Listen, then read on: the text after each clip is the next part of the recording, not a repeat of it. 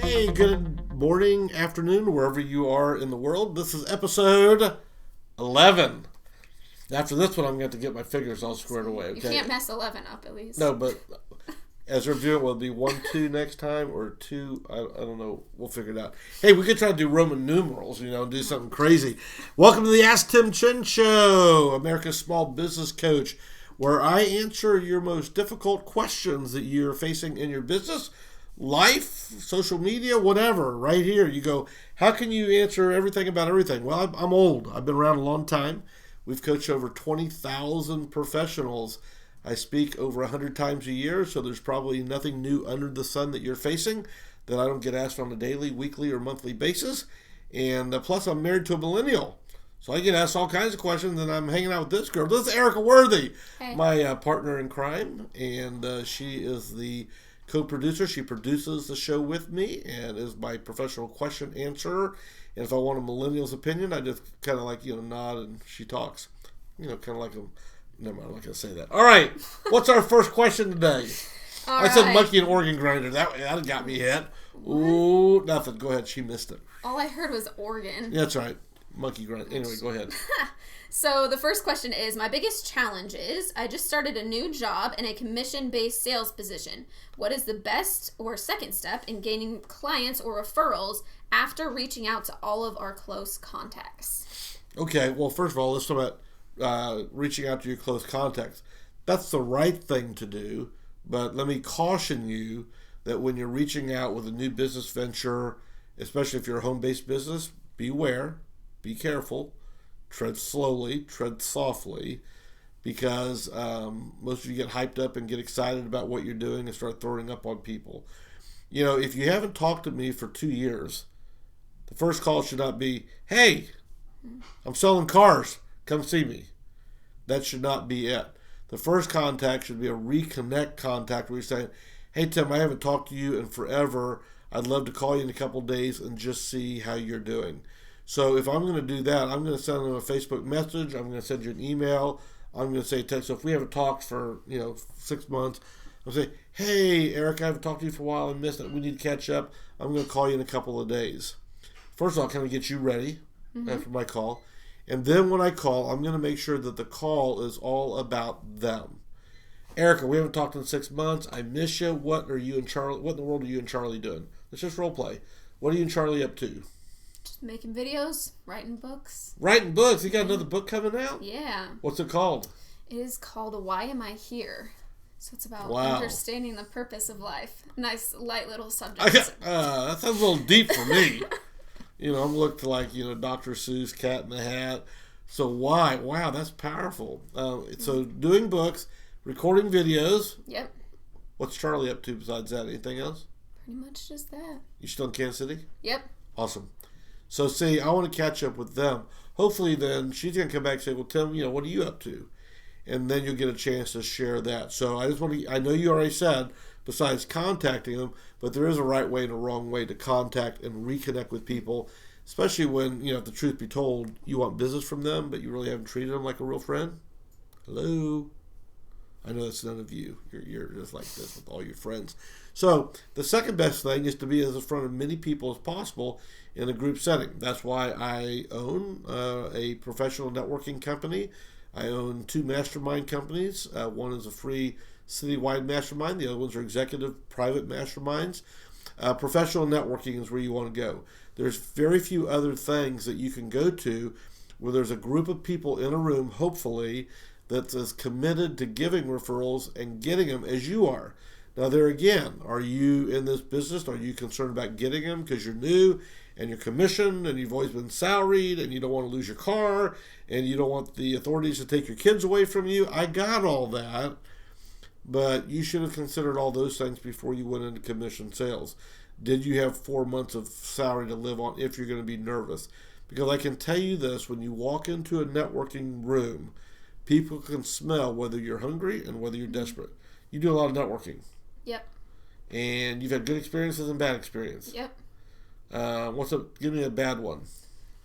We'll not mention any names, but yeah. What's one of the worst things that's ever happened to you in a networking meeting? The worst things that's ever happened to me is I met someone, and they, right out of the gate, within, here's my name, here's their name. They automatically started giving me advice. Right. Worst thing. Advice. Just boom, right out of the gate. How did they know you well enough to give you advice? Did they ask any questions? No. Do you just have I need help on your forehead? I guess I just did something wrong. I don't know what I did, but... Do you remember what the advice was about? It was about my business. Oh. And how I was going about my business, I guess. And they knew that, right? I guess so. Maybe they were a psychic. Maybe. I want them on my team if that's the case. So how did you... just curious, how did you respond to that? I just smiled. Okay.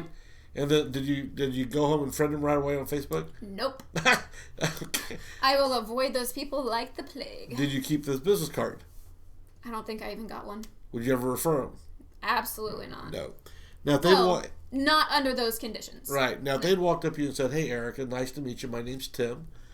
Tell me all about your business." Mm-hmm. Would that have been a little bit more enjoyable? Yeah. All right. So, if you're new and you're new to commission, don't let them smell that fear on you. Fight through the urge to ask and say these 3 questions.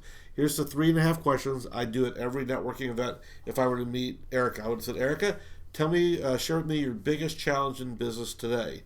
Then, once she answered that, I would have said, "Well, what have you tried so far?"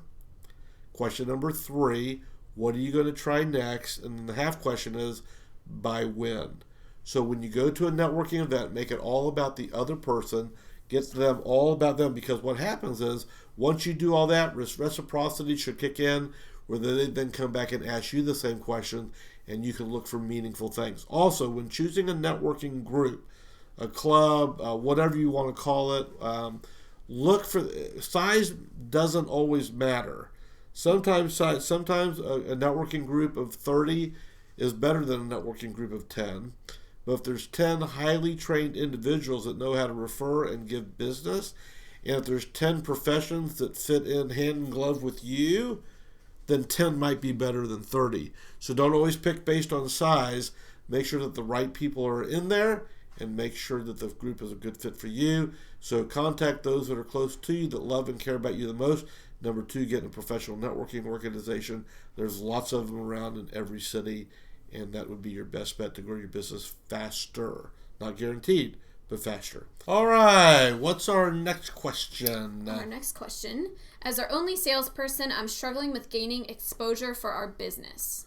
Well, who's that sound like? Everybody? Everybody that needs you.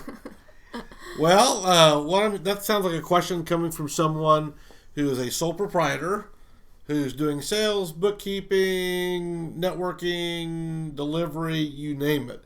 And the reason you can't get exposure, because exposure, aka marketing, is a full-time job if you're going to do it right. That, or you better have hundreds of relationships like I do, where people want to help you and they're your ambassadors out there already. I would encourage you, first of all, to read 2 books, The E-Myth and The E-Myth Revisited by Michael Gerber. It helps you go in and realize what is your role in your business. Just like you and Charlie have different roles in your marriage. Mm-hmm. Who takes out the garbage? Charlie. Who does the dishes? Kind of trade-off. Who does the laundry? Kind of trade off that too. Okay. Any other? Who pays the bills? I do. Okay. Who gets the oil changed in the car? Depending on who's busy. Any other clearly defined roles?